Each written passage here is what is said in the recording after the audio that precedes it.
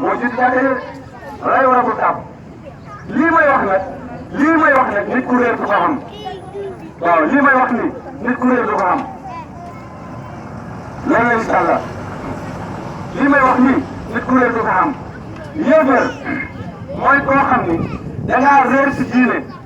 yéefar mooy koo xam ni da ngaa réer ci diine ñu yeele ci diine nga xam ne lii mooy diine nga fekkeerlu bañ dugguloo ci islam dugguloo ci diine kooku mooy ab yéefar loolu mooy li nga xam ne moo ci nekk loolu mooy yéefar naafeq nag moom ñëpp lay àndal oh sori kii bi balaa ngay tëj micro bi daara ji dégg nga naafeq ñëpp lay àndal waaw naafeq moom ñëpp lay àndal soo wax rek mu ne kii xamul lu muy wax mbir mi daal xam nga lan la affaire bi xam-xam la xam naa ne moom da cee xamul dara rek waaw ñëpp lay validé moom. rambaaj mooy kii jaxase doomu aadama yi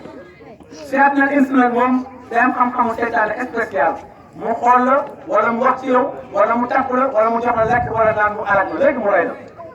awliya seytaan day jaayante ak jinne moo xam mu yore doomam wala yoonu makkaam wala mu jël alquran def ko ci sobe